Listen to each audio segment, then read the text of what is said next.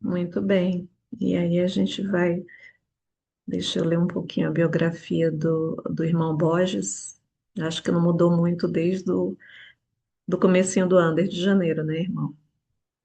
Então, irmão Daniel Aparecido Barbosa Borges, né, tem 53 anos, é casado com a Márcia Borges desde 94, selado no Templo de São Paulo. Ao longo de sua caminhada na igreja, ele serviu em missão nas regiões de São Paulo Norte e São Paulo Leste, e também como missionário de serviço da iniciativa Mais Missionários. Já atuou em diversos chamados, como presidente dos Rapazes, da Ala e da Estaca, presidente do Coro. Só um minutinho, gente. Desculpa.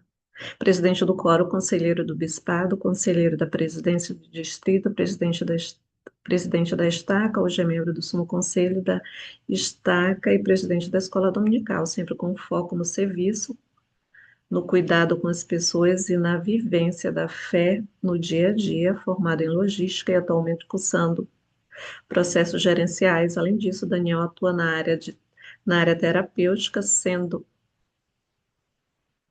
Só um minutinho, gente. Desculpa, o meu dedo fica batendo. Sim, formada em logística, atualmente cursando processos gerenciais. Além disso, Daniel atua na área terapêutica, sendo terapeuta holístico, com formação pela IBFT e trabalha com leitura corporal e comportamental, ajudando pessoas a se conhecerem melhor, buscarem equilíbrios emocional e encontrarem os caminhos de cura e crescimento espiritual. Seu trabalho é baseado na escuta, no acolhimento, na empatia e no respeito à história de cada pessoa. Irmão Daniel é maravilhoso, gente, acredite. Irmão Daniel, assim, Muito bem, como eu disse a primeira vez, eu nem mereço esse tipo de apresentação, mas agradeço muito aí pela disponibilidade. Mais uma vez com vocês, eu espero atingir o objetivo aqui, que é poder ajudar vocês a entenderem um pouco mais sobre as questões emocionais que nós vivemos no nosso dia a dia, principalmente no cotidiano de nossos trabalhos, de nossa vivência como pai, na nossa vivência como mãe, na nossa vivência como filho e assim por diante. A minha oportunidade hoje é grandiosa de estar aqui com vocês. Esse grupo tão seleto, tão bonito de se ver, pessoas acreditando aí nessa vontade do bonde da madrugada aí, em estar se preparando para poder viver um pouco melhor nesses dias tão difíceis que nós temos passado, né? Com perdas, com dificuldades emocionais, com questões de trabalho e muitas outras coisas que nós enfrentamos no nosso dia a dia. Eu pretendo ser bem simples nas minhas palavras, eu não vou usar vocabulários difíceis e nem palavras que normalmente nós usamos dentro do quadro profissional, porque eu acredito que aqui nós estamos entre amigos e irmãos. Eu acredito que uma didática simples e direta, ela é mais objetiva. E vocês podem levantar, eu acredito que a irmã Su vai me ajudar aí, levantando a mãozinha. Eu espero responder da melhor forma possível e mais clara possível para vocês. Mas eu gosto muito de iniciar contando um pouquinho sobre a minha trajetória profissional como o terapeuta, tá bom? Isso começou em 2001. Eu não estou aqui para contar histórias tristes, mas a história triste, infelizmente, faz parte do nosso dia a dia, do nosso cotidiano, dos acontecimentos que nem muitas vezes nós estamos esperando que aconteça. Eu era empresário, trabalhava no ramo de formatura em 2020 para 2021. Estava muito bem em todos os sentidos, porém aqui não estava muito bem. Então eu comecei juntamente com a minha esposa, que sempre me deu muito apoio, sempre me protegendo de tudo que ela podia. Eu comecei a procurar justificativas porque eu me sentia tão mal estando tão bem ao mesmo tempo.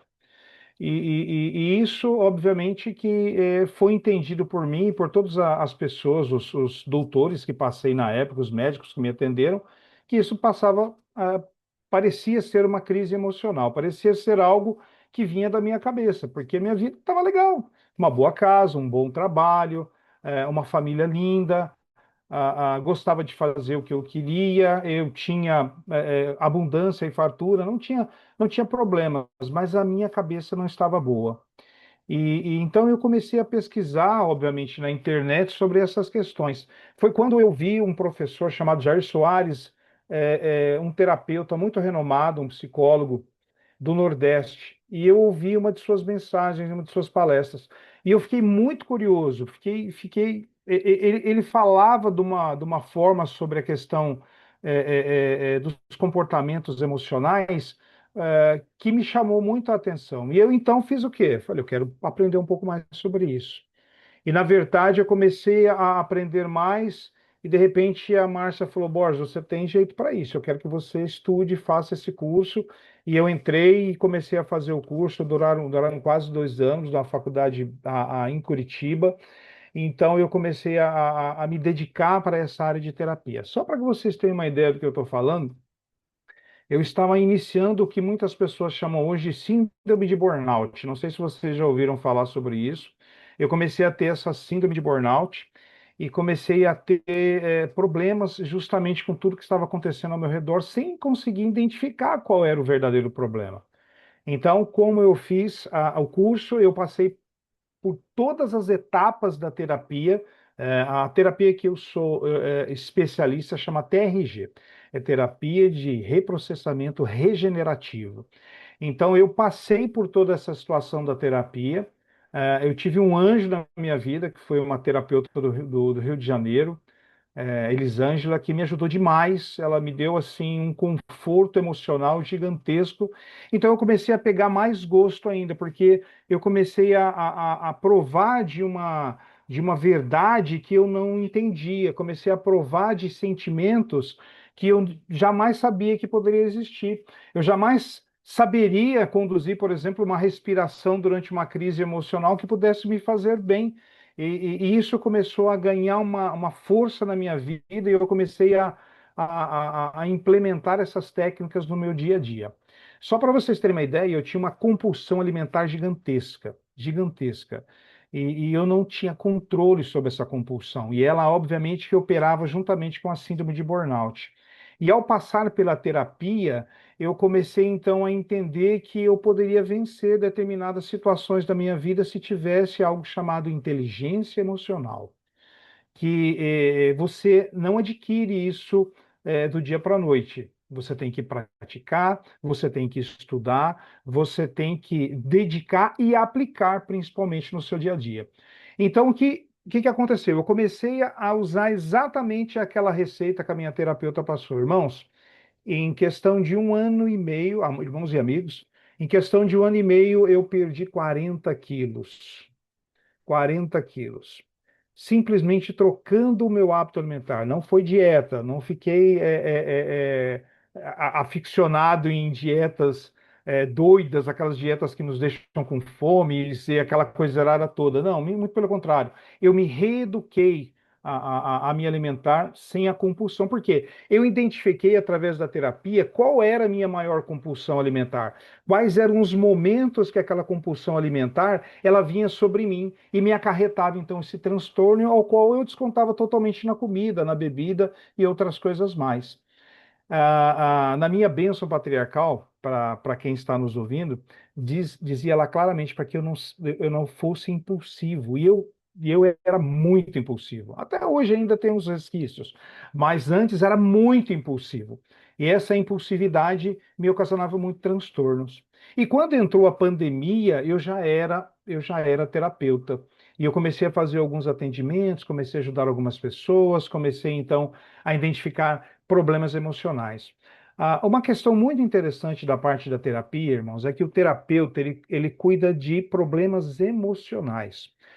Quando nós entramos na parte de patologia, né, que aí já é uma questão neurológica, o terapeuta ele cuida apenas aquela questão neurológica cuida, ela dispara emocionalmente nas pessoas. Então, um psicólogo, ele cuida, assim como um psiquiatra, ele cuida da parte neural, da parte de neurologia das pessoas, aquilo que é uma disfunção de patologia, uma doença, né? Como um exemplo, como síndrome de Tourette, síndrome de Tournier, determinadas situações que ela é neural. Só que essas questões acabam transformando a vida emocional dessa pessoa em coisas ruins. E é aí que entra o terapeuta. Após uma ótima anamnese feita, né, pelo um especialista da saúde, ele indica terapeutas para que possam então entrar para poder ajudar as pessoas dentro dessa parte emocional. Estão compreendendo o que eu estou falando? Tá tudo certinho? Posso continuar sem problema? Muito bem. Então, Sim. muito bem. Essa parte emocional é exatamente a responsabilidade, então, do terapeuta. É a pessoa que tem técnicas, que tem ferramentas para que possa estar se conhecendo e conhecendo aquela pessoa, obviamente, que passa por algum transtorno emocional na sua vida. O importante de tudo isso é nós sabermos qual é o tipo de perfil que nós temos, que tipo de perfil é o meu, que situação de pessoa eu sou no meu dia a dia. Eu sou uma pessoa tímida, sou uma pessoa calma, eu sou uma pessoa muito avançada, eu sou uma pessoa assim que não tem filtro, tá? E eu sou uma pessoa assim emotiva, que chora à toa. Então, dentro do nosso dia a dia, tanto para homens e para mulheres, e para crianças também, nós temos que desenvolver em nós, obviamente, a habilidade de nos reconhecermos emocionalmente. E isso aprende-se de que maneira?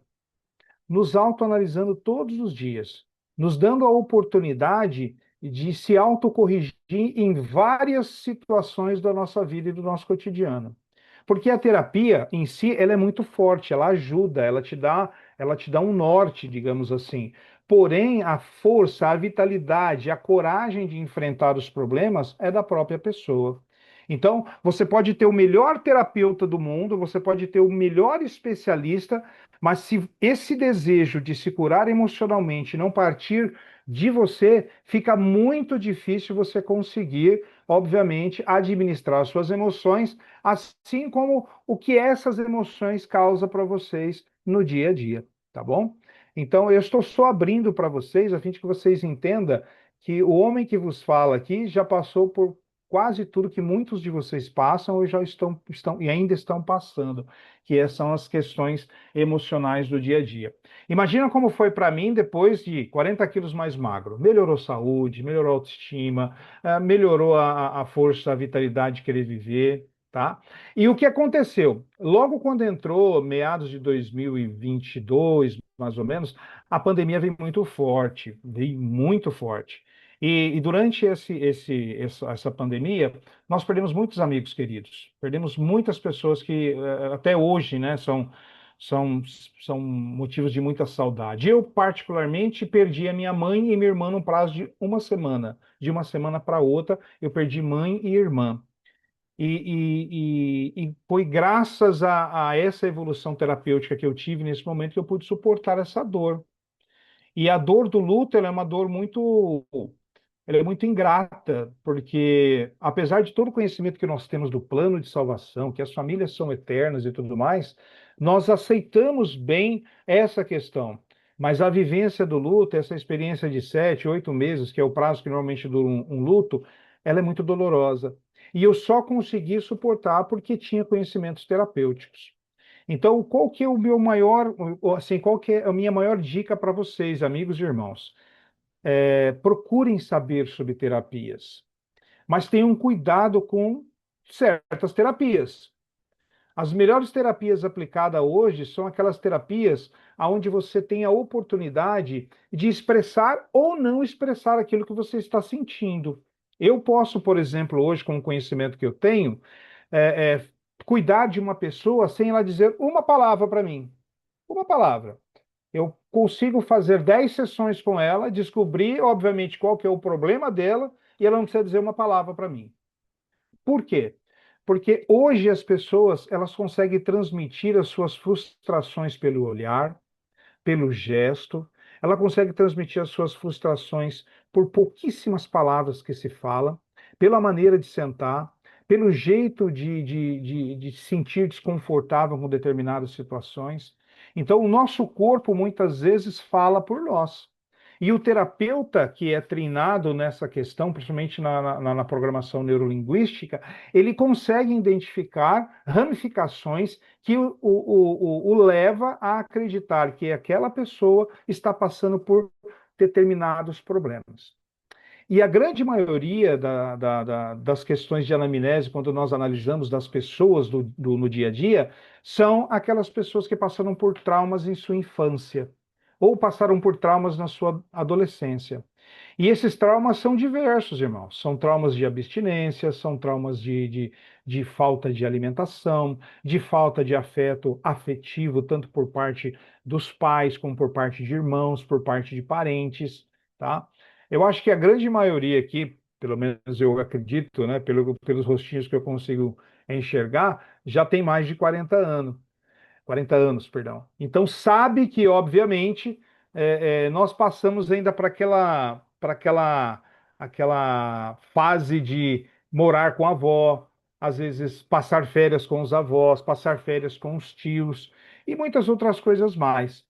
E dentro, obviamente, desse quadro, né, dessa situação, teve muitos que passaram por dificuldades, teve muitos que passaram por abusos, teve muitos que passaram por questões de maus tratos, questões de bullying. Tá? Hoje é dito bullying, nossa, bullying, antigamente na nossa época nós tratávamos de maneira diferente, era apelido, né? A gente tinha um apelido de gordinho, de casóio, de galo cego, né? Hoje não, hoje o bullying ele é uma coisa tratada assim com uma seriedade gigantesca no mundo terapêutico. Por quê?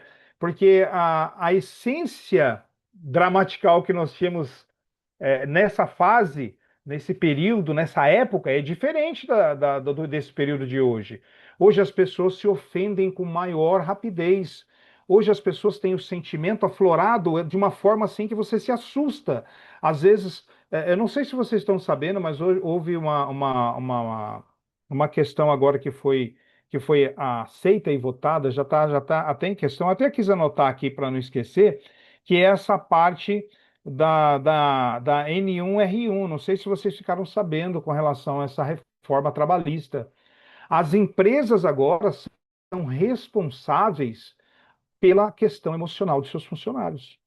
Então, só para que vocês analisem o tanto que essa questão emocional hoje influencia diretamente todas as pessoas. O Brasil é campeão, só para vocês terem uma ideia, o Brasil ele é campeão de afastamentos, né? Ou seja, do início de seguros pelo INSS com relação a transtornos mentais por parte de trabalho, né? O burnout hoje tem um CID próprio, antigamente não tinha, né? Antigamente o burnout era frescura. Antigamente o burnout, o pessoal falava que era o cara que estava com problema aí de não querer trabalhar, de querer tirar uma folga em cima do INSS, só que isso depois foi, graças ao Bom Pai, né? Foi realmente revelado situações patológicas que levavam a pessoa a essa questão. E hoje tem um CID internacional para a síndrome de burnout. E eu passei por isso e eu sei o que isso representa na vida de um profissional. O tanto que você perde quando você está passando por essa situação. Então, meus amigos, meus irmãos e meus amigos, essa oportunidade que nós temos de, hoje no Brasil, ter essa gama de terapeutas por todo o Brasil é muito bacana. Mas o único alerta que nós damos é que vocês procurem terapeutas e pessoas, obviamente, se precisarem, pessoas que realmente têm um nível de prestígio, que você consegue enxergar que aquela pessoa se formou, que aquela pessoa ela realmente procurou se qualificar para estar podendo ajudar outras pessoas, tá bom? E um terapeuta ele nunca vai ser perfeito, ele nunca vai ser uma pessoa que não tem problemas. Só que ele tem uma maneira diferente de tanto a solucionar ou o que eu costumo dizer, ter a remissão de seus problemas e ajudar as pessoas a ter a remissão de seus problemas também. Sabe por quê, meus amigos? Porque a questão emocional acompanha você todos os dias. Não há como você se desvincular das questões emocionais. Quem não ri aqui todos os dias? É uma questão emocional. Quem não chora aqui, às vezes, durante o dia? É uma questão emocional. Quem não sente dor por uma outra pessoa? É uma questão emocional. Quem muitas vezes aqui não fica com raiva de uma outra pessoa? É emocional. Quem aqui já teve, infelizmente, a perda de um trabalho e se sentiu ruim por isso durante muito tempo? Aquilo mexendo dentro de você e, nossa, o que que eu fiz de errado? Por que que eu perdi o trabalho? Por que que eu não fui diferente? Por que que eu não usei de maneira diferente? Mas para que tudo isso venha a ter algum sentido na nossa vida, nós precisamos reconhecer quem nós somos. Que perfil, que tipo de perfil é o meu? Dentro da área dos terapeutas, nós costumamos dizer que existem 5 tipos de perfis. Eu não vou tratar de todos esses perfis aqui, mas eu acredito que vocês podem buscar na internet e depois se identificar com algum deles. O primeiro deles é o oral, tá? Eu vou falar bem rapidinho para a gente poder ter uma noção da onde a gente quer chegar e de repente as pessoas já começam a se identificar.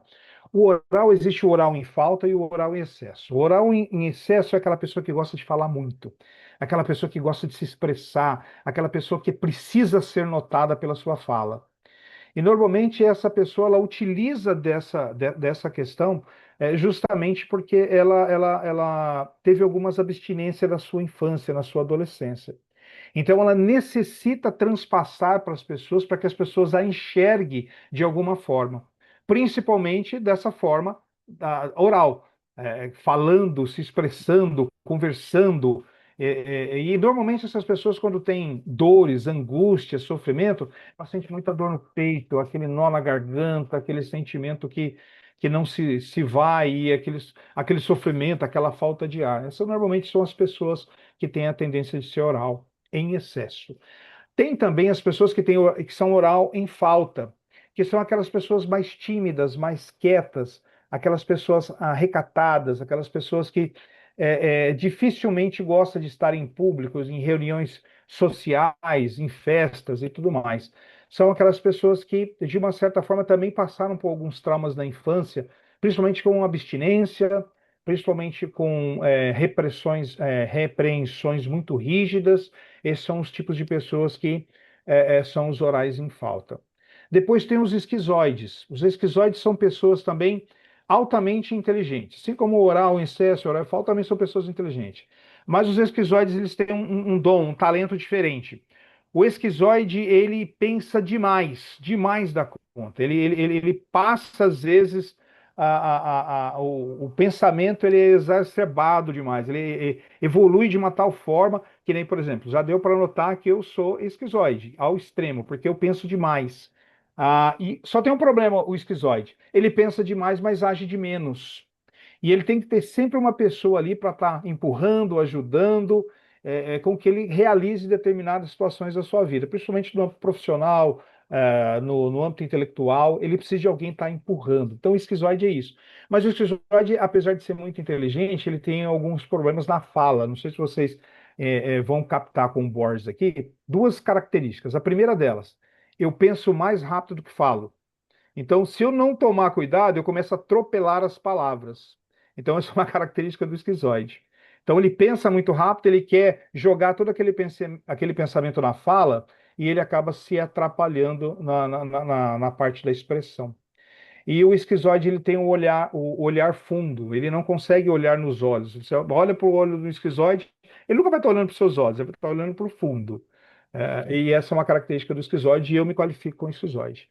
E tem também uma outra personalidade muito forte, que é a personalidade chamada masoquista. Eu não sei se vocês já ouviram, mas não é aquele masoquista que gosta de sentir dor, não, tá, gente? Não é nada disso. O masoquista, ele tem essa vontade de querer enfrentar tudo e todos. Ele tem a frequência de absorver responsabilidades, e enquanto essas responsabilidades não forem cumpridas, ele não tem paz. Ele não consegue reagir de uma outra forma a não ser missão dada, missão cumprida. E essa parte faz com que ele sofra muito, porque em várias situações da sua vida, em várias ramificações, tanto na parte intelectual, emocional, afetiva e profissional, essa pessoa, ela depende de outras pessoas.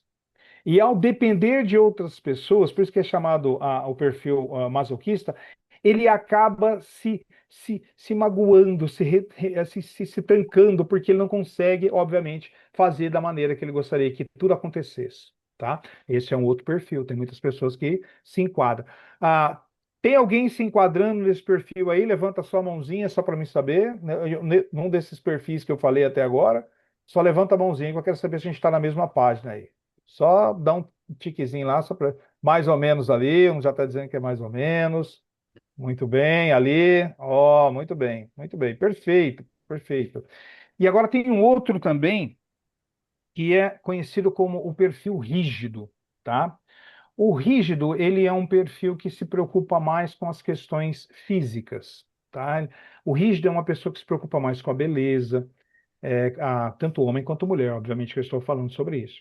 É uma pessoa que se preocupa mais com a questão de comportamento, é uma pessoa que se preocupa, ela não sai de casa sem, uma mulher sem se maquiar, homem sem se pentear, ele não consegue se mostrar para a sociedade, a não ser que seja maravilhoso, magnífico e exuberante. Esse é o rígido. E o rígido, ele se esconde dentro de uma característica de discriminação. Então, a maioria das pessoas que se tornam muito rígidas com a preocupação estética é porque eles receberam muita discriminação em determinado momento da sua vida. Foram aquelas pessoas que foram, às vezes, ridicularizadas pelo que vestia, ou até mesmo pelo que comia, ou até mesmo pela maneira que se portava ou que se falava. E essas pessoas constroem uma identidade, onde ela quer ser perfeita ao extremo para que ela possa ser aceita pelas pessoas. Mas o mais engraçado de tudo isso é que todos nós podemos ter um pouquinho de cada um desses 5 traços. É incrível isso. Mas cada um aqui que está conosco aqui, pode ter um pouquinho desses traços. Pode ser um pouco esquizoide, pode ser um pouco masoquista, pode ser um pouco oral em falta, oral em excesso, e pode ser também uma pessoa rígida. É fundamental que vocês compreendam que isso é normal, que isso é normal, para que cada pessoa possa se conhecer. Então, depois, lição de casa. Dá uma olhada lá na internet, pesquisa um pouquinho qual foi a parte ali da idade, se foi no desmame da mãe, né? Se foi quando foi repreendido pelo pai, que você começa a criar essa característica. Normalmente, as características de caráter pessoal, elas começam a se iniciar a partir dos 5 anos acima. Dos 5 anos para cima, você já começa a ter determinados entendimentos referente à sua questão de pessoa. Já começa a montar a sua personalidade, já começa a marcar ali alguns pontinhos ali de como você quer ser, de que maneira você quer ser, ok? Alguma pergunta por enquanto? Pode seguir? Muito bem. Uma outra questão que é muito boa. Borges, mas por que você fala que a característica é dessa forma? Por exemplo, assim como eu aqui, eu acredito que muitas pessoas têm lembranças e recordações de quando tinha, por exemplo, 1 ano e meio de idade. Tem pessoas aqui que podem ter lembranças de quando tinha 1 ano e meio de idade. Eu sou uma delas. Eu tenho lembranças de quando eu tinha 1 ano, eu tenho lembranças de quando eu tinha 1 ano e meio, eu tenho lembranças de quando eu tinha 2 anos de idade. E eu não consegui esquecer isso. Foram fases, e por incrível que pareça, foram acontecimentos naquele período que me marcaram. Me deram aquela chicotada e não me deixou esquecer daquele período. Por que que eu falo isso para vocês?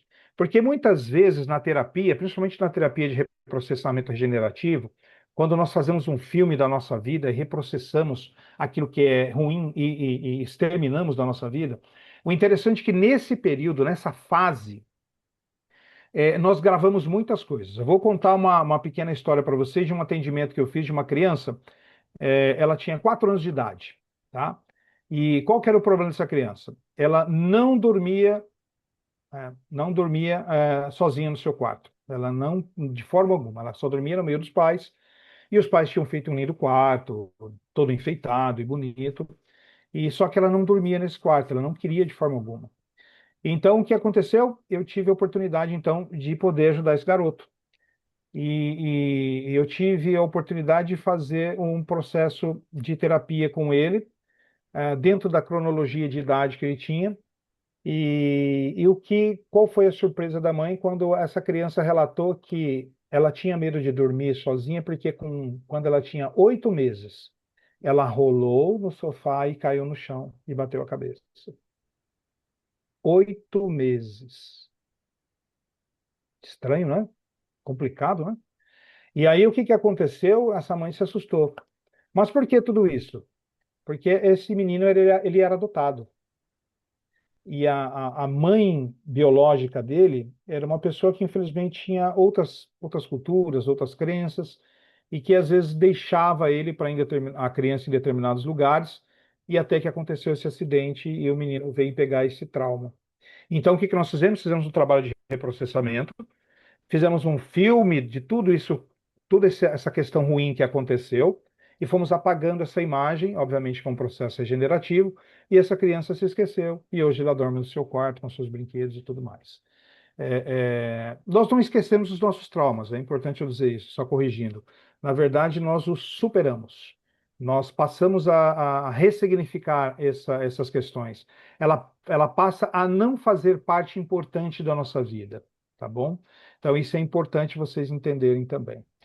Um outro atendimento que eu fiz, que foi muito bacana, que foi muito bom, foi de uma menina que não, ela não ficava na escola, a vovozinha dela tinha que ficar na frente do colégio, sentada numa cadeira durante 4 horas, e ela ficava lá na porta da sala dela, numa carteira, onde ela podia visualizar a vozinha dela. Então ela ficava ali na carteirinha dela e ela estudava dessa forma. Os pais me procuraram, um tio, na verdade, me procurou e disse se eu poderia ajudar.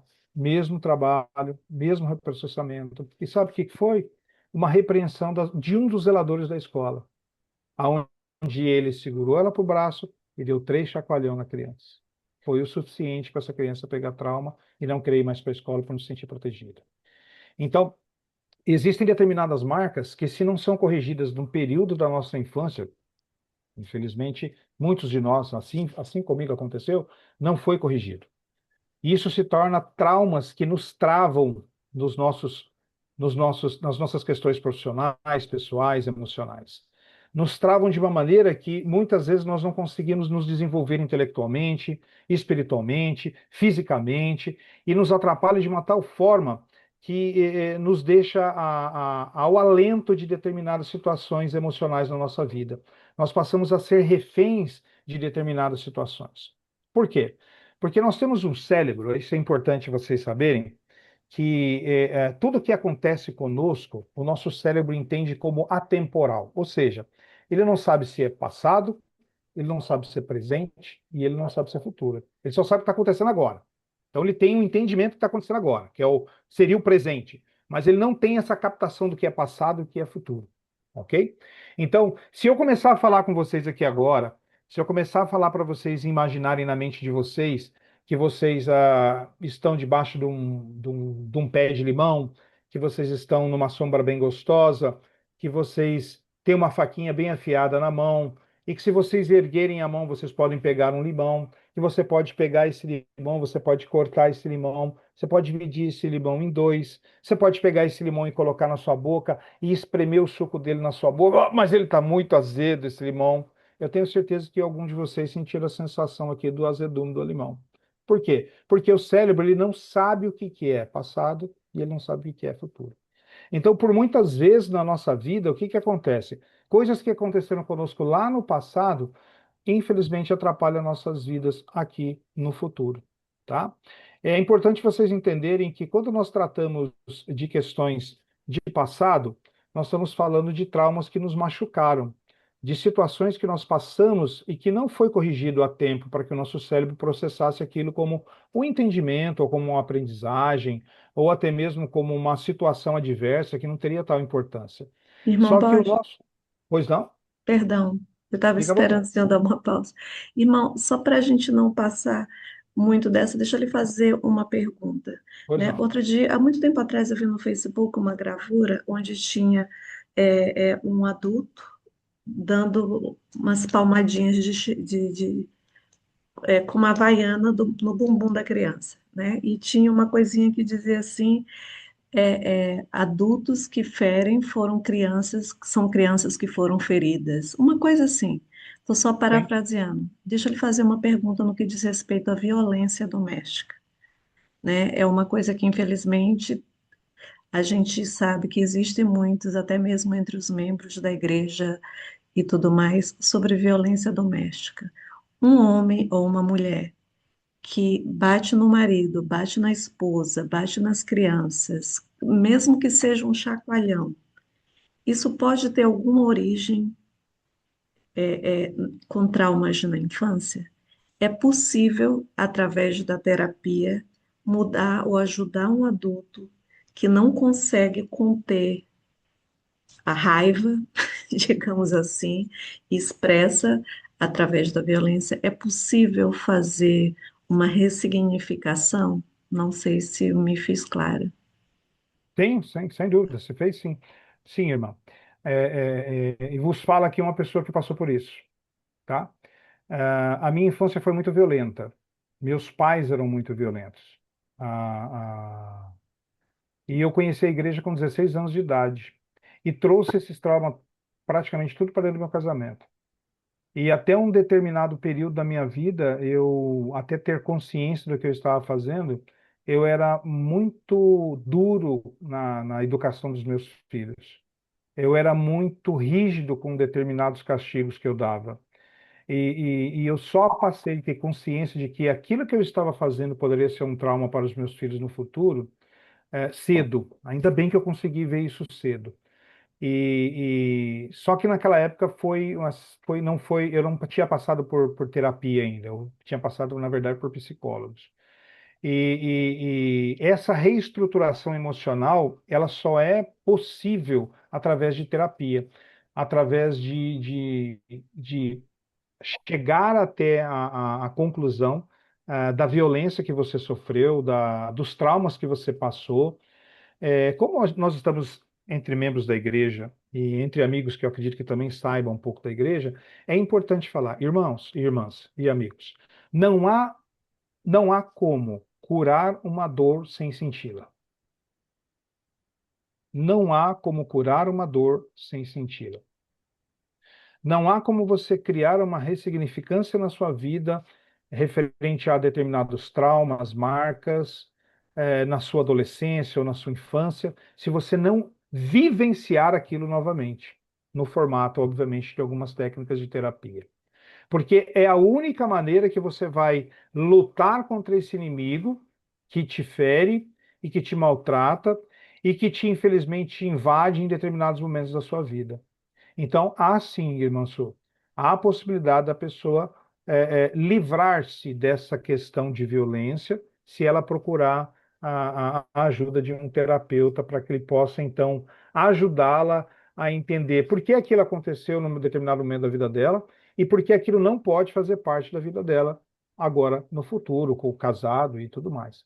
E isso, como a irmã Su muito bem disse, é tanto entre marido e esposa. Às vezes o marido é agressivo, mas às vezes é a esposa que é agressiva. Às vezes o marido é muito calmo e a esposa é super agressiva. E vice-versa, tá? E nem sempre, só porque somos membros da igreja, que nós temos a capacidade de nos curar com relação a essas questões. Existem muitas variantes que nós temos que procurar a fim de conseguir ressignificar essas questões na nossa vida. Claro, o evangelho vai ajudar, mas a ajuda de um profissional vai ter muito peso para que você, obviamente, vença essa questão, principalmente no trato com relação à questão de violência, tanto a questão de violência com filhos, como a violência em casal. Beleza, Massu? Muito obrigado. Ótima. Alguma outra pergunta? Fique à vontade. Senão vamos continuar. Muito bem, então. Meus amigos, eu quero passar para vocês agora um pouquinho sobre a questão por que o nosso cérebro. Já ouviram aquela expressão gatilhos mentais? Vocês já ouviram, acredito que a maioria de vocês já ouviram falar dessas questões nessa expressão de gatilhos mentais. Os gatilhos mentais, na verdade, eles foram herdados, digamos assim. Eu até falei um pouquinho disso na outra oportunidade que nós estamos juntos, mas foi herdado pelos nossos ancestrais.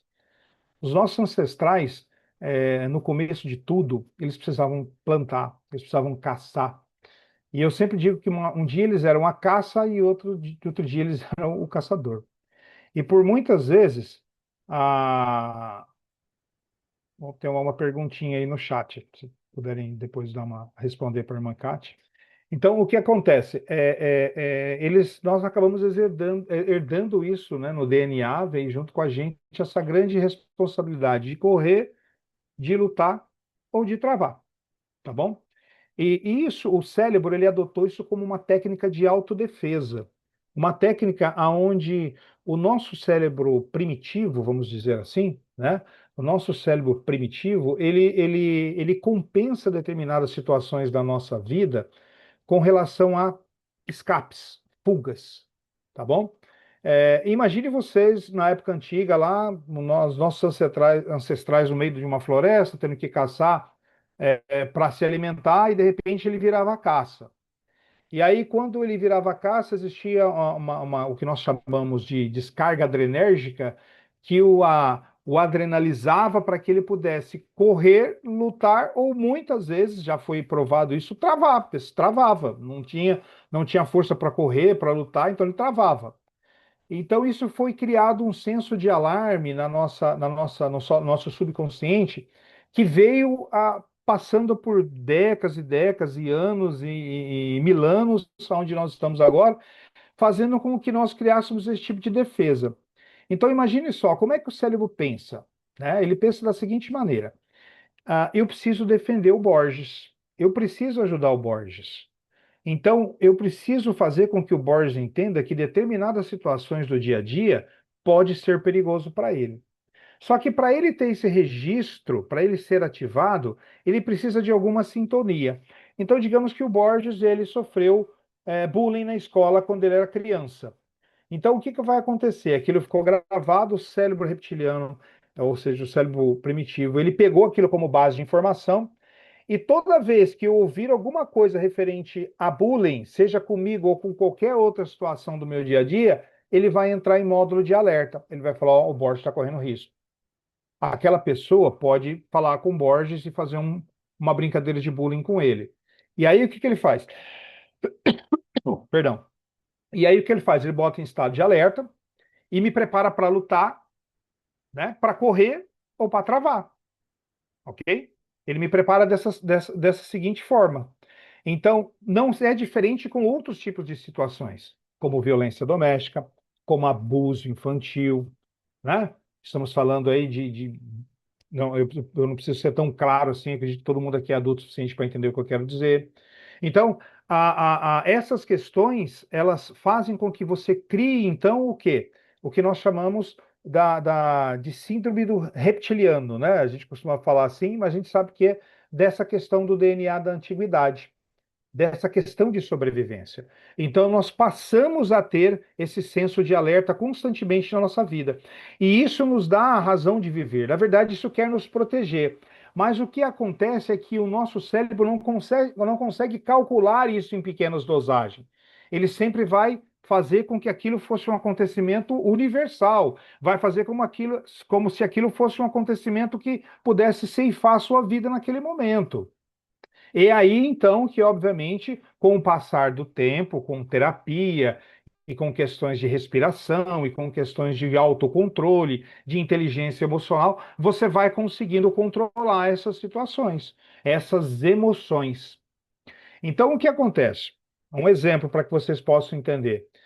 Eu fui, digamos que uma amiga foi assaltada, passando numa rua escura, onde tinha um poste com a luz acesa, e onde tinha um carro preto parado do lado direito. Ela foi assaltada. Beleza, foi para casa, passaram-se os anos e tudo mais. Se um dia ela voltar naquela rua, ela vai ter o gatilho, não vai? Mas o cérebro não precisa com que ela volte lá naquele lugar para ter o gatilho. O cérebro só precisa de que ela passe num lugar escuro, ou que ela passe perto de um fusca preto, ou que ela passe perto de uma luz.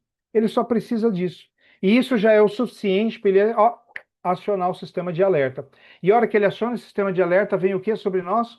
Algo que chamamos de ansiedade. Porque quando nós tratamos de ansiedade, é algo que vai acontecer no futuro. Quando nós falamos de estresse, é algo que está acontecendo agora, nesse momento. E quando nós falamos de depressão, é algo que já aconteceu lá atrás e que nós estamos vivenciando essa depressão, ok? Então, existem esses três fatores que nós temos que saber, obviamente, como conhecendo o nosso perfil psicológico e tudo mais, aonde é que isso está interferindo. É algo que aconteceu no meu passado? É um estresse agora momentâneo que eu estou passando nesse período da minha vida? Ou é uma preocupação do futuro que eu tenho? Por quê? O cérebro, o que mais atinge as pessoas hoje é a ansiedade. O que mais atinge as pessoas hoje é a ansiedade. Só que a ansiedade em alto exagero, ela pode levar a pessoa à depressão. Por quê? Porque ela começa também a se remeter em pensamentos do passado. Então ela não consegue viver o passado, contamina o seu presente e envenena o seu futuro. Ela não consegue ter um escape. Então, onde a pessoa entra em estresse, onde vidas, infelizmente, são ceifadas por motivos de transtornos psicológicos, né? Ou até mesmo transtornos que nós costumamos dizer na nossa linguagem, que são os transtornos emocionais. Ok? Então, Irmão Bosch, irmãos, Orlando, pode falar? perdão, a gente tem uma pergunta, não sei se o Enzo quer Manda lá. falar ou não, mas a pergunta é a seguinte: Irmão Daniel, como se identifica uma dependência emocional? Muito bem.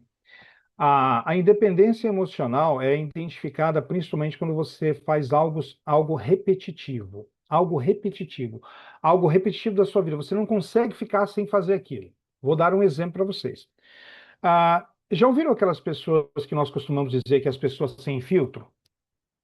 Já tiveram, sabe, aquela pessoa que não tem papa na língua, que ela chega, ela fala, que eu aconteço, e que comigo não é assim.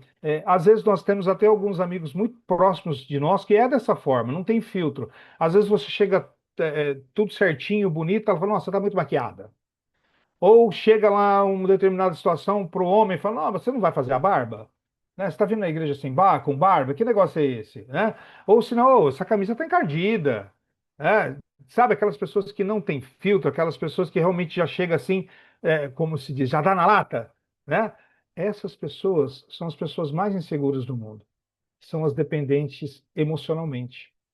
Então, esse tipo de pessoa necessita estar em vantagem das outras, identificando determinadas situações que muitas vezes nem é desagradável. Uma maquiagem, um cabelo às vezes despenteado, uma barba semifeita ou algo desse tipo. Mas para ela é um motivo de se exaltar mediante aquela situação para se colocar em evidência. Isso é dependência emocional.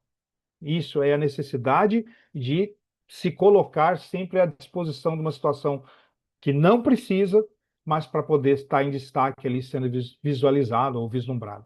Respondido? Carmen?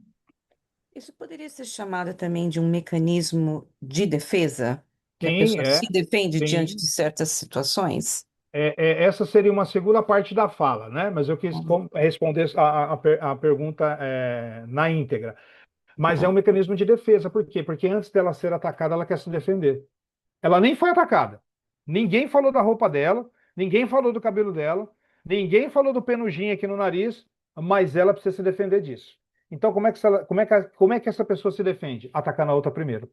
Principalmente em determinada, identificando alguma característica, identificando alguma situação ali da pessoa, de um cabelo, ou de uma maquiagem, como eu havia dito, ou de uma roupa, ou de, às vezes até um pouquinho de extravagância, que às vezes a gente gosta, eu gosto, eu adoro perfumes, então às vezes eu exagero um pouquinho no perfume. Então aí eu tenho que ficar corrigindo, a minha esposa tem que ficar me corrigindo. Então às vezes a pessoa, nossa, mas esse perfume é bom, mas você passou demais. Você está entendendo? É aquela pessoa que ela usa esse mecanismo de defesa, mas atacando as pessoas. Você está certo, mas é isso mesmo, tá? E isso, como é que se cura isso? Como é que se cura isso? Normalmente essas pessoas, quando eu falo cura, com muito respeito, tá, pessoal? A gente ressignifica, tá? Mas como é que nós conseguimos ressignificar isso? Fazendo com que a pessoa atinja um nível de regressão na vida dela, aonde naquele determinado momento da vida dela, ela passou por repreensão. Ela passou por momentos onde ela não conseguia abrir a boca para falar e dar sua opinião. onde ela não conseguia expressar o mínimo de oportunidade para poder mostrar que ela estava ali, que ela vive, que ela tem vida, que ela tem sangue, que ela tem coração, que ela pulsa. Essa pessoa que normalmente tem essa autodefesa que é o sem filtro, era uma pessoa que sofreu demais a questão da censura. Não tinha poder de palavra. Tá bom? Beleza? Irmão, eu posso fazer uma pergunta em cima dessa, porque Pode, a claro, por pessoa favor. sem filtro pode estar ouvindo essa mensagem e dizendo assim: nossa, nada a ver, nossa, nada a ver, eu não sou uma pessoa insegura, né? Como é que essa pessoa pode como é que ela pode fazer essa leitura dela mesma, né? Muito Porque bem, a pessoa pode dizer assim: eu sou não sou insegura, eu sou alguém que eu estou vendo, eu consigo enxergar o que vocês não estão enxergando. muito bem. Eu tenho a Ah, coragem de falar. Mas e aí, irmão? já essas pessoas normalmente, irmão, ela tem um escudo chamado a verdade nunca dói. E isso é uma mentira gigantesca. A verdade sempre dói. Em qualquer situação, a verdade sempre dói. E, infelizmente, a primeira razão dela não se autoconhecer é se autodefendendo dessa forma.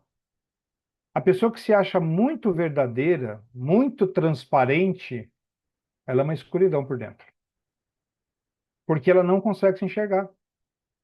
Ela não consegue parar o mínimo de tempo possível para analisar que as suas palavras ofendem outras pessoas, que o seu comportamento muitas vezes deixa as pessoas sem graça. Por exemplo, vou dar um exemplo aqui da minha família. Tá? Eu gosto de falar muito com relação. Eu tenho uma filha que voltou da missão, ela tem 28 anos de idade.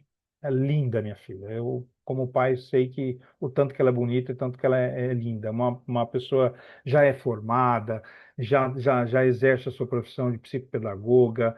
Ela é uma moça inteligente, é uma loira dos olhos verdes, coisa mais linda. Depois podem entrar no meu Facebook aí que vocês vão ver ela. Só que até hoje ela não se casou.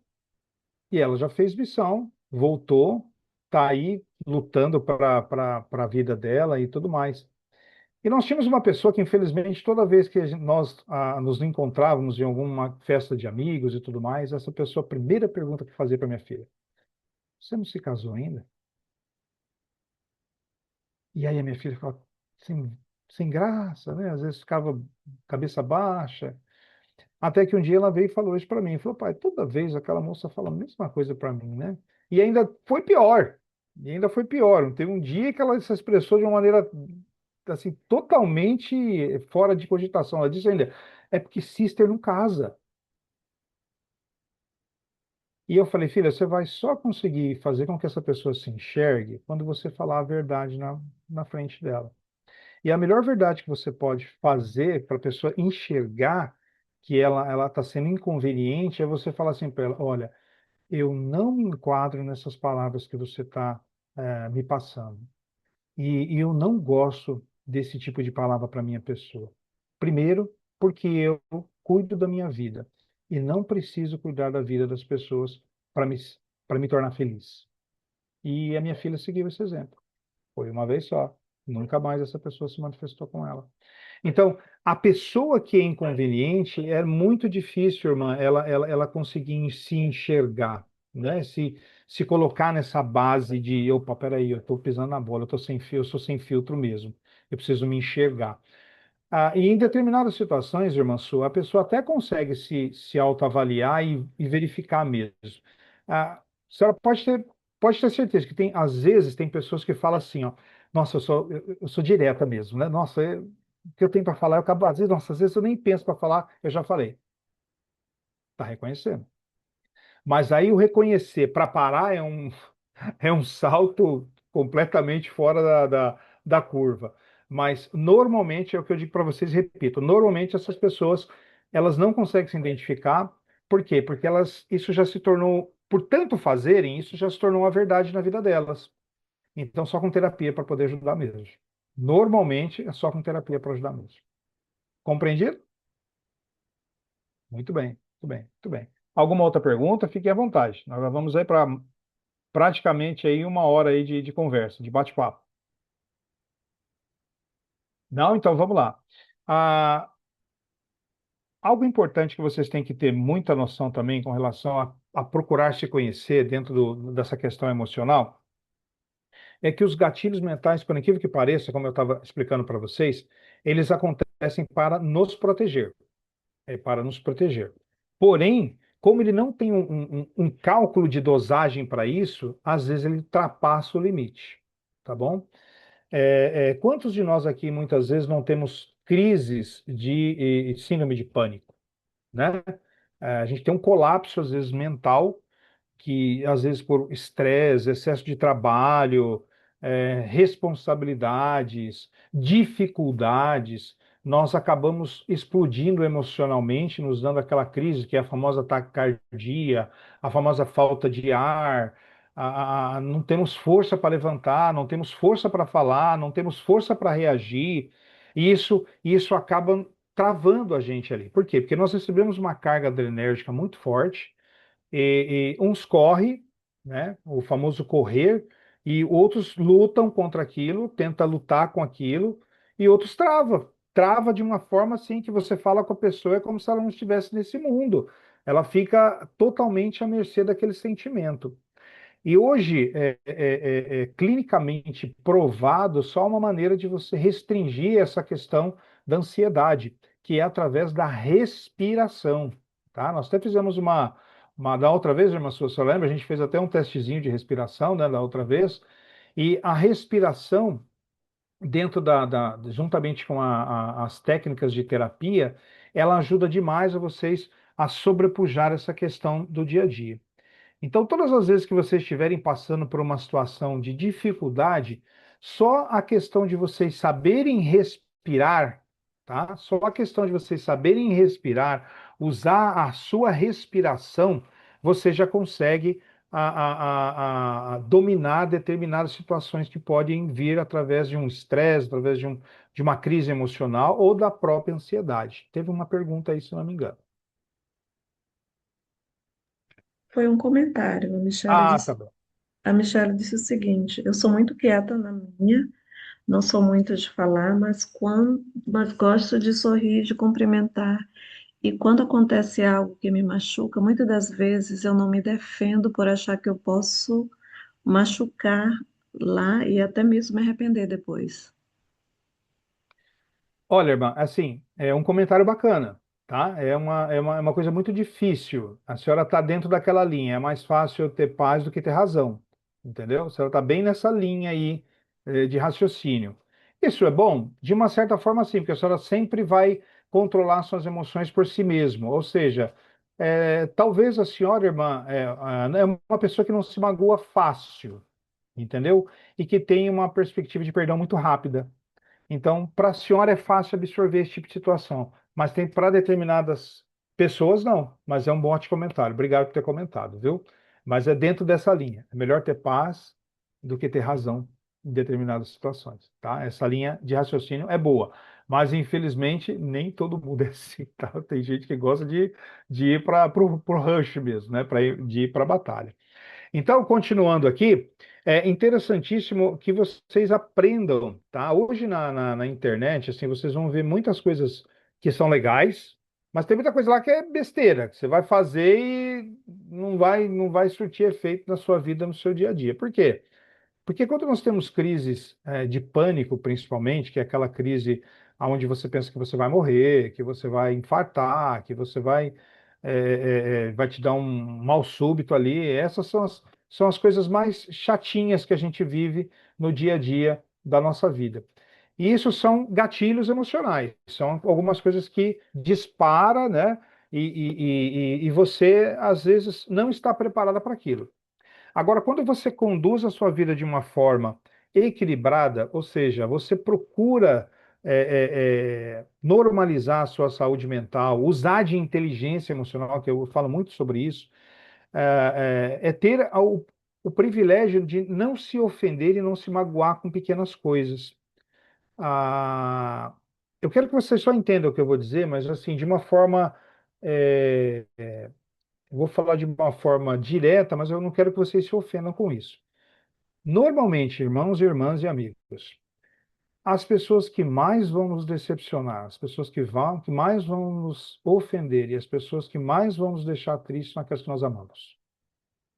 São aquelas que convivem conosco todos os dias. São aquelas que estão ali comendo na nossa mesa, são aquelas que às vezes dormem do mesmo lado da cama, lá do outro lado contrário da cama que a gente, são aquelas pessoas que a gente conhece lá no Evangelho, que curte uma aula junto, que estuda uma aula junto, é aquelas pessoas que te chamam de pai, ou que te chamam de mãe, ou que te chamam de filho. Essas pessoas são as pessoas mais fortes a nos ofender, nos magoar e nos decepcionar, tá? Mas não interprete isso como algo ruim. Interprete isso como uma maneira de vocês entenderem que as pessoas que não têm qualquer vínculo emocional conosco não nos ofende. Não nos ofende. Para pensar. Quantas vezes vocês já viram algo que aconteceu generalizado, que chegou até você de uma forma é, é, é, por intermédio de mídia ou por intermédio de uma informação por terceiro, mesmo fazendo mal para você, você não deu importância para aquilo. Porque aquela pessoa, o indivíduo, ou aquele ser, seja lá o que for, aquilo não faz parte do seu cotidiano, não faz parte da sua vida. Agora, quando um pai fala grosseiramente com o filho, quando uma esposa fala de uma maneira que o marido não gosta, quando o marido fala de uma maneira que não é bem interpretada pela esposa, e vice-versa, a gente já cria aquela questão emocional, a gente já cria aquela angústia, aquela mágoa, aquele ressentimento, aquela coisa ficar um fusquinha ali na nossa cabeça. Ah, eu não vou perdoar, eu não vou falar, eu vou deixar de falar agora, eu não vou falar com ele mais. Hoje e amanhã eu não vou falar. Enquanto meu filho não vier falar comigo, eu não vou falar com ele. O filho, enquanto a minha mãe não achar que ela é minha mãe, mas ela não pode falar daquele jeito comigo, sabe? Nós criamos mágoa, nós nos ofendemos com as pessoas que nós mais amamos, com as pessoas que nós mais necessitamos, com as pessoas que nós mais tem vínculo. Por quê? Porque nós não temos medo de ofender. Nós não temos medo de ofender essas pessoas, porque a gente acha que as pessoas estão ali para sempre. A gente acha que aquelas pessoas estão ali e vai nos perdoar a todo momento, a toda hora, sem problema nenhum. E não é bem assim que funciona. Porque normalmente isso cria vínculos de mágoa, cria alguns traumas, cria algumas marcas. E tem determinadas situações que essas marcas elas podem não serem fáceis de apagar. Então nós temos que tomar muito cuidado. Nós temos que tomar muito cuidado. Apesar de amarmos, apesar de estarmos na vivência diária, na vivência do cotidiano, nem sempre achar que pode ofender e dali a pouquinho estar desculpado e que tudo está certo, funciona. Então nós temos que tomar muito cuidado com isso, porque no decorrer do tempo, isso pode se tornar uma verdade, como a gente já falou, na nossa vida, e a gente perde o filtro. E aí tudo a gente vai usar como uma maneira de falar alto, de maltratar e de se expressar de uma maneira que possa vir a ofender a pessoa. Então isso também faz parte do gatilho. Então o gatilho, ele normalmente se dá por essas determinadas situações, tá bom? Existem alguma pergunta? Eu posso esperar. Irmã, tem só um comentário que foi da Fique à vontade. Leide. Ela diz o seguinte: quando perdem os que foram ofendidos, ficam com sentimento de culpa. E aí ela fala um pouquinho mais acima que geralmente as pessoas que. Só um minutinho, gente. Fique à vontade. Geralmente as pessoas que nos ofendem são as que têm acesso ao nosso coração. E isso me fez pensar o seguinte: em pessoas que estão começando um relacionamento, pessoas aqui que já namoraram ou que são casados, no começo é um mar de rosas, né? A gente Tá. olha com a gente olha as atitudes, coisas que normalmente nos ofenderiam, que nos tirariam assim, que, que nos deixariam desconfortáveis, geralmente a gente segura, segura, segura, né? Por que então, levando enquanto que a Leide falou, por que isso acontece? Porque depois de algum tempo dentro de um relacionamento ou de um casamento, as pessoas perdem esse cuidado. É por causa desse acesso, porque nem sempre isso acontece com relações de amor, pode acontecer até em relações trabalhistas, ou pessoas que você conhece pela primeira vez, né? Você tenta criar aquela persona, aquela máscara, e de repente, com o conviver, você só tira a máscara. Muito bem, ótima pergunta. Ah, normalmente, dentro do nosso dia a dia, é, em determinadas situações da nossa vida, nós acabamos criando alguns personagens fictícios. E isso no sistema de autodefesa. Já ouviram falar aquelas situações? Ah, você aqui em casa é de um jeito, lá na igreja você é de outro, entendeu? Então, nós acabamos atribuindo alguns personagens, que infelizmente isso é ruim, porque isso o que costumo dizer que é uma perca de caráter, né? Porque da mesma forma que você é no seu lar, você deve ser em qualquer outro lugar, independentemente de onde você está, na igreja, no trabalho e todas essas coisas. E então você, como são pessoas que a gente acredita que, como eu havia dito, que nós acreditamos que vai nos perdoar sempre, a gente acaba criando uma falsa liberdade que nós podemos, eh, sei lá, ridicularizar, magoar, ofender, e que dali 2, 3 dias tudo vai estar resolvido. Eu já vi casamentos se findarem por causa disso. Eu já tive a oportunidade de cuidar de casais em terapia, na terapia de casal, na TRG funciona diferente, são individuais.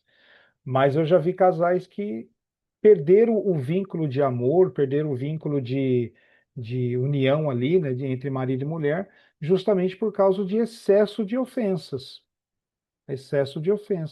por acreditar que, por ter sido casado, por estar selado, por estar matrimonialmente ali fixo, né, digamos, numa relação que acreditava que não teria fim ou qualquer coisa dessa forma, tinha que absorver tudo, tinha que suportar tudo, tinha que aderir a tudo, e não é assim, não é assim. Os nossos líderes modernos hoje têm nos ajudado, nos informado. É difícil falar sobre terapia e não falar da igreja ao mesmo tempo, mas tem nos ajudado e tem nos orientado a entender que muitas vezes em determinados relacionamentos, se isso não tem controle, passa a se tornar um abuso, passa a se tornar problemas realmente psicológicos, não neurais, mas acaba tendo transtornos emocionais adversos, né? Já pensou você casar com uma pessoa que na frente te trata de uma forma, como se você fosse te endeusa, né? Como diz assim, ah, nossa, ela é linda, maravilhosa, ou lindo, maravilhoso. Só que aí quando você está entre quatro paredes ou entre lá na tua casa, é completamente ríspido, né? Não tem exatamente um relacionamento tóxico, não tem a aptidão de poder ser a mesma pessoa. Então acaba criando a fantasia. Eu vivo de uma forma na igreja e vivo de uma forma na sociedade. Eu vivo de uma forma na minha casa de uma maneira e na minha vida cotidiana de outra. Isso, infelizmente, é muito perigoso, porque vai chegar um determinado momento que um dos dois pilares vai ceder. Vai ceder. E a hora que se romper, obviamente, é o fim do relacionamento e do casamento, tá bom? E isso na questão de marido e mulher. Quando nós vamos além, que nós falamos sobre filhos, é pior. Por quê? Porque o pai e a mãe podem se separar, mas e os filhos? Como é que se separa? Entendeu? O filho, quando ele está nesse lar tóxico, nesse lar contaminado por essas questões de agressões verbais, às vezes agressões físicas e tudo mais, ele começa a se depreciar no sentido de que ele começa a sentir que ele é o problema da relação.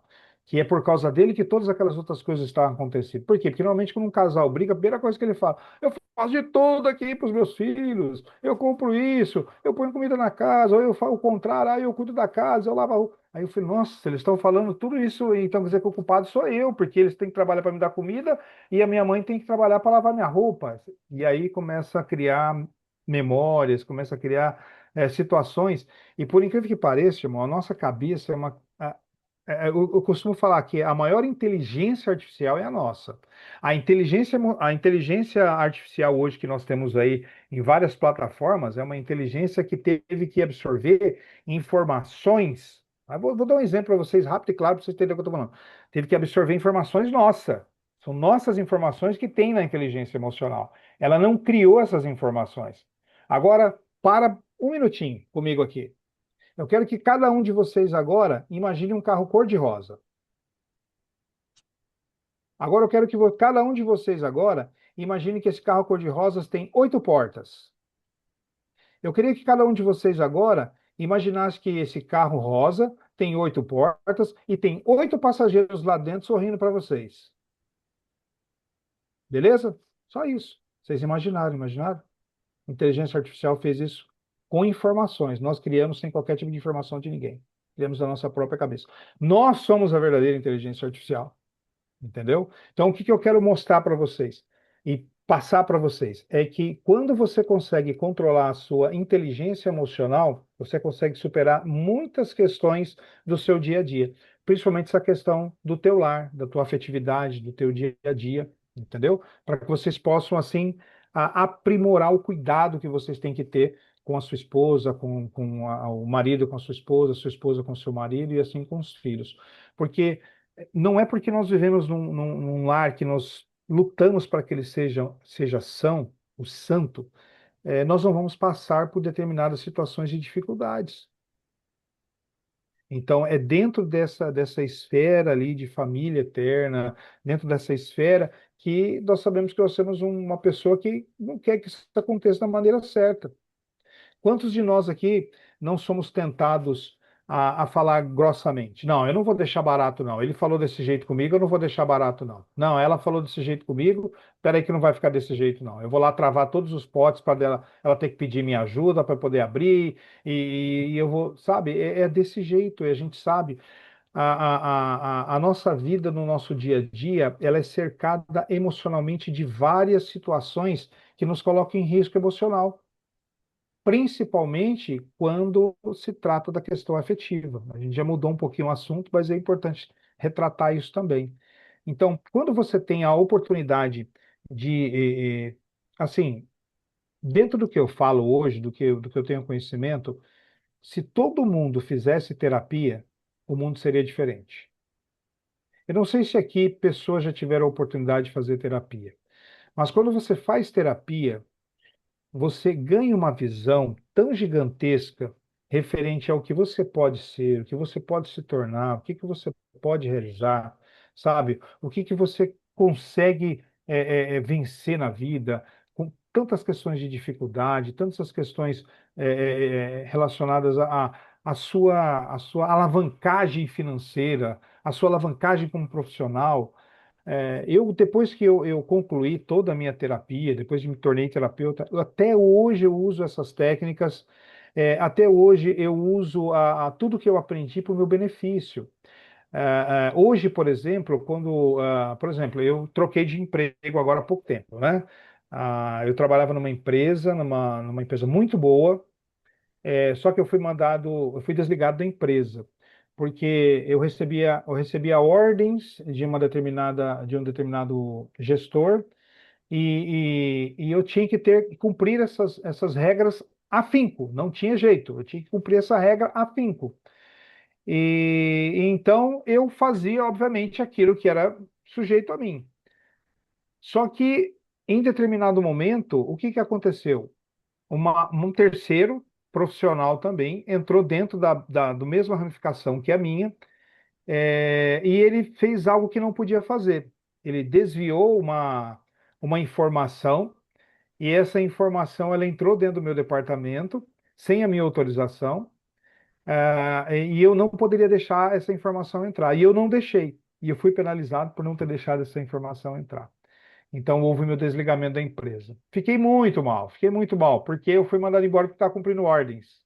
Então vocês imaginam só que coisa chata isso. Fui desligado da empresa por estar cumprindo ordens. Porém, o que que acontece? Como eu sou um terapeuta, eu sei reagir com relação a essa situação. E eu me saí muito bem dessa situação, a tal ponto que 3 dias depois eu já estava empregado de novo. Então, o que eu quero mostrar para vocês é que quando vocês têm a oportunidade de realizar na vida de vocês terapia, de realizar na vida de vocês a oportunidade de ter um profissional qualificado para cuidar das emoções, para ajudar vocês a entender as suas emoções, é muito bacana. Eu poderia hoje aqui usar várias técnicas, demonstrar várias técnicas para vocês que poderiam ajudá-los no dia a dia. Porém, isso não é lícito. Porque o que vocês têm que aproveitar é a oportunidade de reservar um tempo para vocês, de ter a oportunidade de serem a fazer uma anamnese com um terapeuta sério, um terapeuta que realmente vai ajudar vocês e vocês poderem entender por que que eu sou assim, por que que eu faço desse jeito, por que que eu não consigo perdoar tão fácil, ou por que eu consigo perdoar fácil e não consigo evoluir. E dentro de tudo aquilo que a gente aprende, o mais salutar de tudo isso é você se autocompreender, você se autoentender e entender por que você sente determinadas questões, determinados sentimentos. Eu tive que aprender isso para poder controlar os meus anseios, para poder controlar minhas vontades, para poder controlar tudo aquilo que me fazia mal. E eu sofri demais com ansiedade. Eu acordava 2 horas, 3 horas da manhã, com o meu coração disparado, com a boca seca e pensando que ia morrer, metade do corpo tremendo, a outra metade do corpo parada, sabe? E são tudo coisas que aconteceram comigo por causa de situações emocionais que eu não tinha controle. E a partir do momento que eu conheci a terapia, comecei a fazer terapia, comecei a aplicar as técnicas de terapia na minha vida, tudo isso tomou ressignificância. Tudo isso passou a ser controlado pela minha mente. Borges, você tem crises de ansiedade? Tem. Só que eu me livro delas em questão de 30 segundos. Às Coisa vezes, quando boa. dura, às vezes, quando dura muito, é 1 minuto. Eu já entro com meus protocolos de respiração, eu já entro com meus protocolos de eliminação de pensamentos. Uma coisa que eu gosto muito Irmão, de. Pois não, meu, pode falar. desculpa. Nós temos duas perguntas, e Sim, por conta do adiantado da hora, e amanhã ser sim, domingo, a gente vai deixar só com essas duas perguntas, fechado. e aí a gente Encerra. volta para o senhor, para as últimas Ah, tá bom. considerações e Fechado. para continuar um pouquinho, Tá né? bem. É só para a Fechado. gente, pessoal, desculpa se alguém ainda tiver mais alguma pergunta, a gente pode receber no privado e depois encaminhar para o irmão Borges. Sim, vai ser um prazer Ou responder, sem dúvida nenhuma. o irmão Borges pode depois deixar as redes sociais ou o Sim, contato dele para a gente entrar em contato. O primeiro fechado. é do Ézio e o outro é da Kátia, que está com a mãozinha erguida. O Ézio diz o seguinte, irmão Daniel, como poderia ajudar uma pessoa que desde jovem foi muito exigido pelos pais nos estudos e não tinha voz de opinião? Muito bem. Ah, se essa criança hoje, irmã, tenha entre, digamos aí, se tem entre 16 para 23 anos, o mais certo é terapia, tá bom? O mais certo é fazer com que ele conheça. E eu indico, obviamente, a terapia TRG, tá? Por quê? Porque quando é exigido demais da criança, quando ela na questão de estudo e tudo mais, porque assim, tem uma exigência que é a exigência de preocupação dos pais, que é aquela exigência de querer com que o filho se eduque, querer com que o filho seja alguém na vida, é diferente daquela exigência ao qual já passa a ser praticamente uma lei uma lei determinante, né? Ou seja, aquela questão da pessoa não vai ter vida, ou até determinados traumas que se coloca. Lembra quando os pais falavam assim, se você não estudar, você vai ser lixeiro, né? Se você não estudar, o homem do saco vai pegar você. Então, até isso, no passado, isso era encarado só como uma brincadeira, e isso hoje é uma coisa muito séria. Mas a melhor maneira de ajudar um adolescente que foi muito reprimido com relação a essa questão de estudo, primeiro que essa pessoa ela cria um autismo falso. A gente chama dessa forma na terapia. O que que é o autismo falso? Ela se fecha, se retranca, entendeu? De uma certa forma. Ela cria um personagem, tá? Se eu tiver falando alguma coisa que magoe, por favor, não é isso. Mas ela se retranca, aí ela começa a se colocar a sua vontade para fora, de que maneira? Por maneira das vestimentas. As vestimentas passam a ser de um padrão diferente, a parte do cabelo passa a ser de um padrão diferente. Ela começa o que nós chamamos de se autofragelar, que é as questões dos piercings, é as questões dos brincos, né, e tudo mais. em lugares assim que não seria normal. E essa criança, esse adolescente, ele quer sempre ficar sozinho, ele quer sempre ficar quietinho, ele não quer ter convívio social, ele não quer ter interação, tá bom? E isso, o que que acontece? Esse jovem precisa de terapia, porque só com carinho e com amor e com conversa não vai adiantar.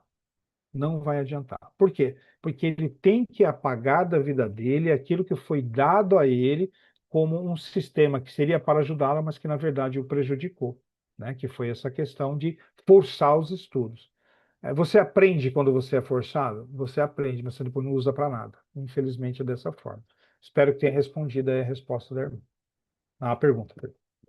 Irmão Ezio, se você ainda tiver mais alguma perguntinha, algum comentário, coloca no chat. Kátia, contigo.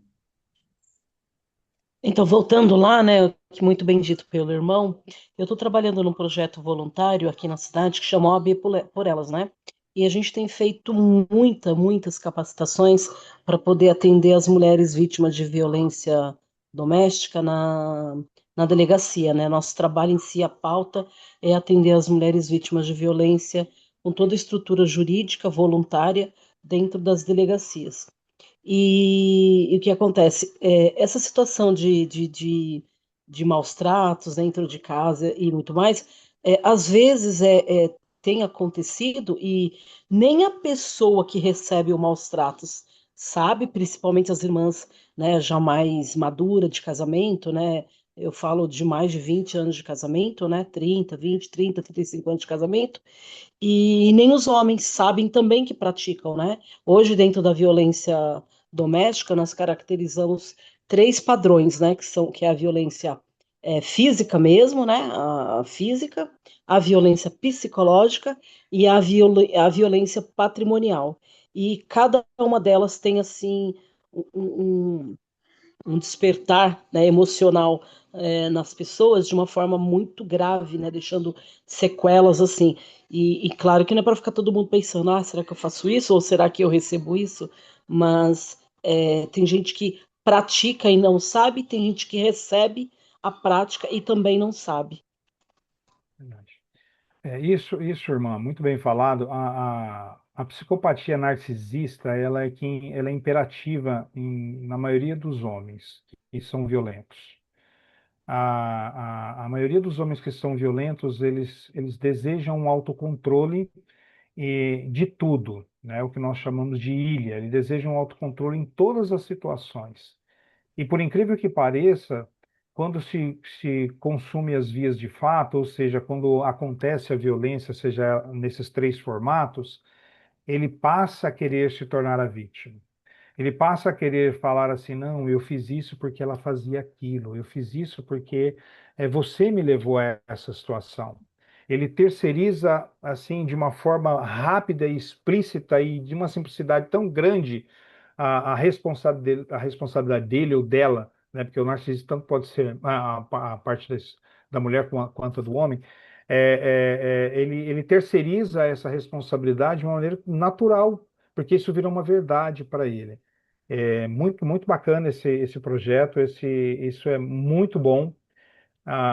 Como eu disse, eu sou especialista em casais e em crianças.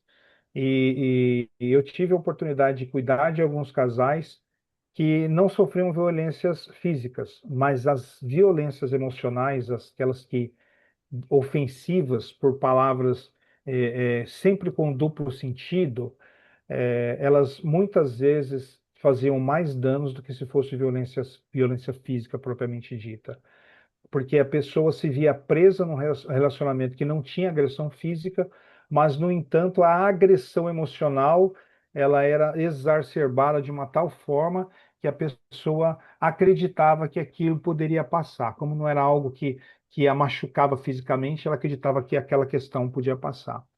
Quando nós iniciamos a parte de terapia, e que nós começamos a identificar determinadas situações, eles conseguiram entender que o amor já havia acabado. E dentro desse amor que acabou-se, nós descobrimos, obviamente, que existia sentimentos traídos. e que isso causou um escudo em uma pessoa e na outra pessoa a vontade de quebrar esse escudo. E essa questão de se defender e de atacar era sempre na parte emocional. E dentro dessa questão da parte emocional, chegou um determinado momento que só a terapia fez eles enxergarem que eles não tinham mais nada a ver um com o outro. Eles não tinham nenhum motivo para estarem mais juntos.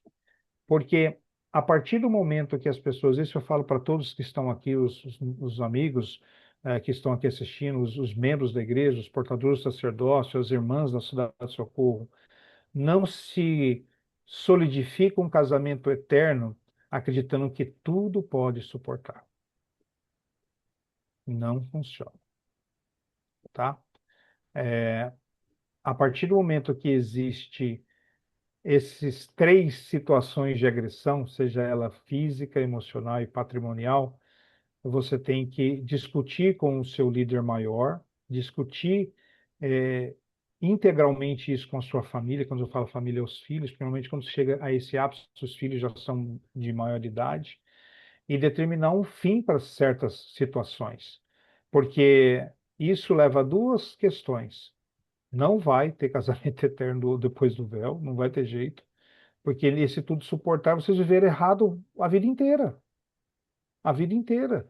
Nós temos que passar, obviamente, por provações, nós temos que passar por dificuldades, nós vamos sofrer em determinadas situações, mas o sofrer junto não é apanhando verbalmente, fisicamente e nem patrimonialmente. Então nós temos que ter muito cuidado com o tipo de relacionamento que nós estamos querendo levar para o outro lado.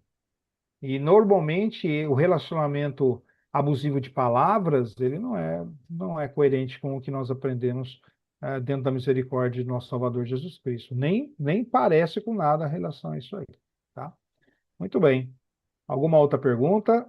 Nossa, irmão, o senhor agora acabou de abrir uma caixinha de Pandora aí que saiu um monte de coisa. Mas isso vai ficar para uma próxima Sem oportunidade. problema, Só tem um comentário de um sem problema. irmãozinho aqui que ele falou, assim, pelo que eu pude entender, a saúde mental deve ser incluída na educação infantil escolar, como qualquer outra matéria. Eu gostaria que o senhor comentasse sobre isso Muito bem. e voltasse para as considerações finais. Tá bem. Bom, eu vou pegar algo aqui que eu tinha deixado anotado aqui. Só para vocês terem uma ideia, essa NR1 que está saindo agora por governo, ela é, ela é muito, muito forte, muito focada a essas questões da parte emocional, tá? Principalmente da parte. Opa, eu acho que eu caí. Caiu não, irmão. Ah, Nada não, tá vendo? aí. Eu pensei Não, que não eu tinha caiu não. caído. Vamos lá. Só para vocês terem uma ideia, isso que eu vou falar agora vai responder um pouquinho essa situação, tá? Eu peguei aqui para ler para vocês. Olha só, essa questão da nova lei trabalhista, que todas as empresas vão ter que se adequar agora a essa situação, ela trata de determinados assuntos. Olha só, assédio e violência, sobrecarga em ritmo de trabalho, baixo controle, falta de reconhecimento e recompensa, baixa clareza de papel, falta de apoio e de suporte, justiça organizacional. Olha o tanto de coisa que as empresas vão ter que se preocupar, e tudo isso são questões emocionais. Olha só, baixo reconhecimento e recompensas, sensação de desvalorização profissional e falta de recompensa justa, dano emocional. Olha só, baixo controle, falta de autonomia do trabalho e sobre execução de suas próprias tarefas, dano emocional.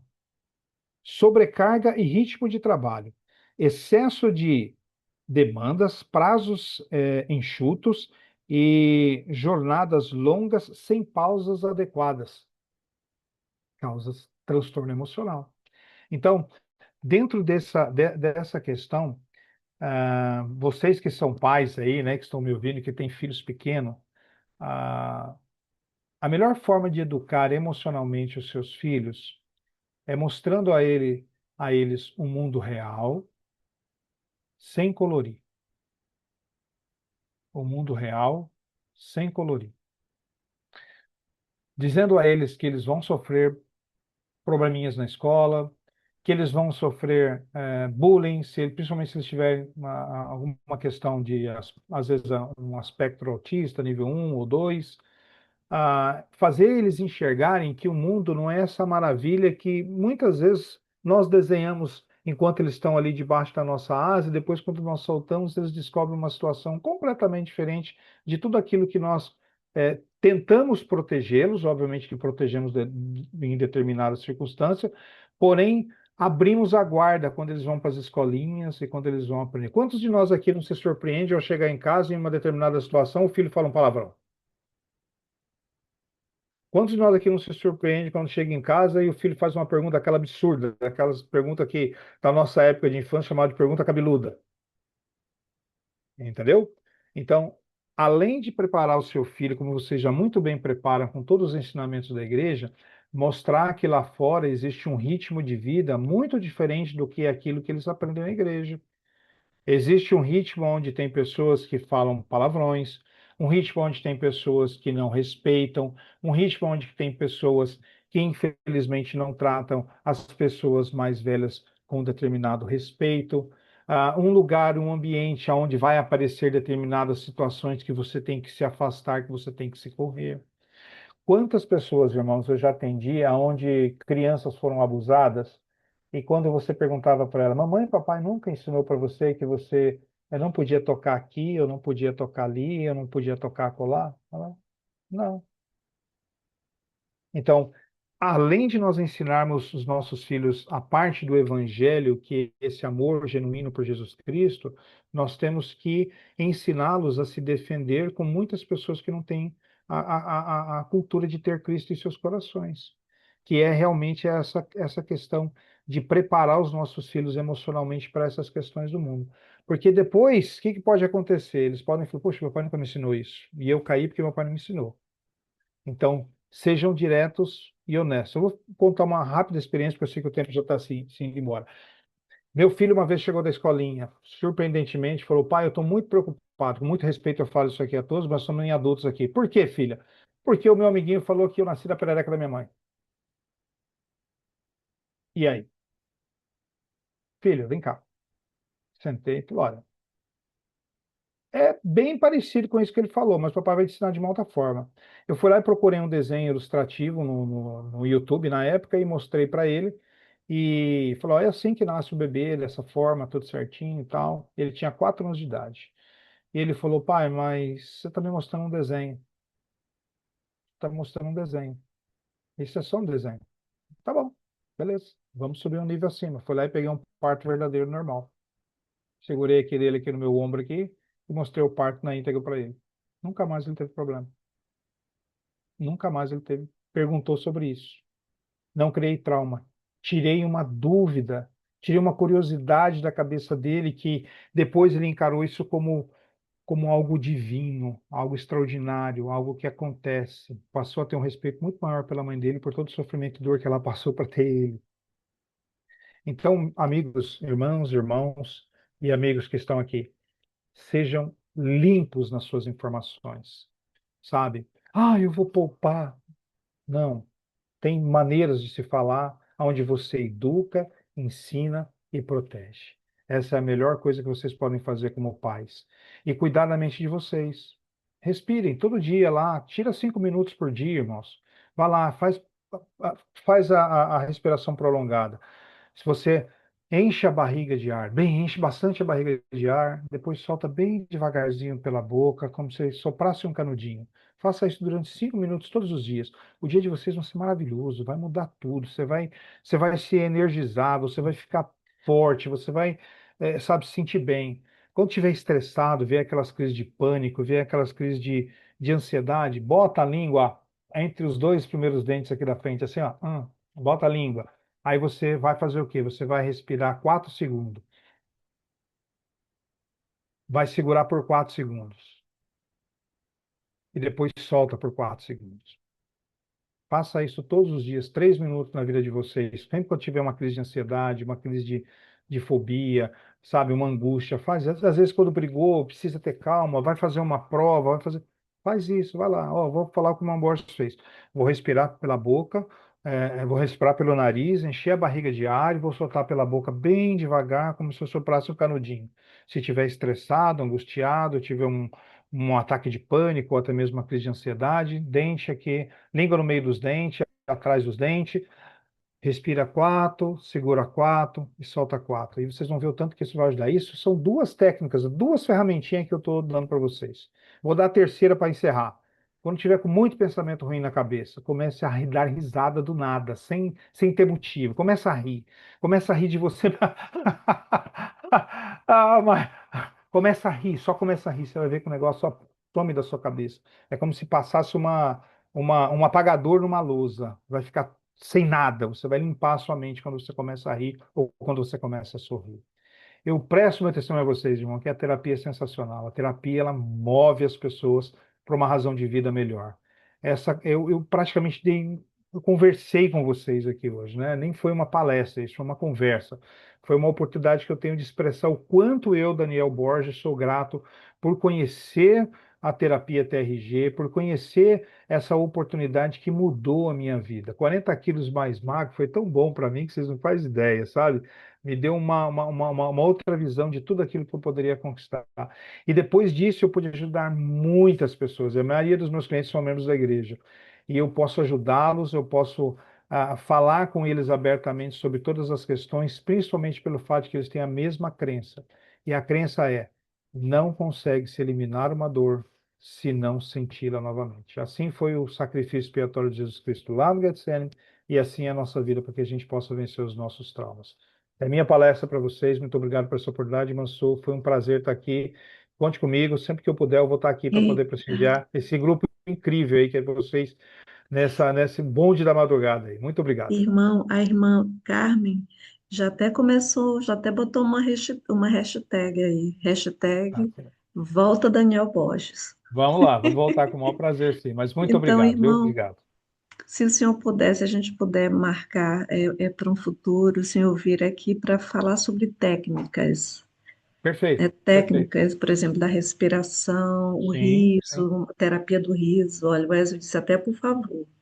Então, Vamos, irmão, vamos voltar, terminando vamos aqui, voltar. eu já vou perguntar, gente.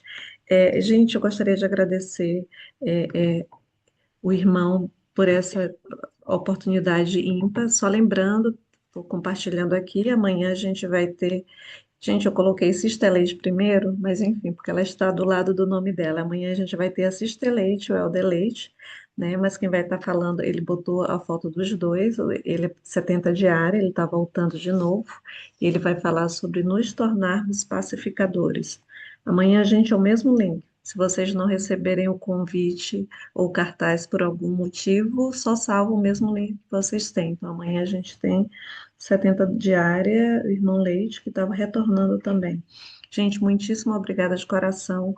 Carmen, você que começou a hashtag Daniel Borges, volta Daniel Borges, você poderia fazer a última oração para a gente, Flozinha? Quem, eu? Uhum. Ah, tá bem.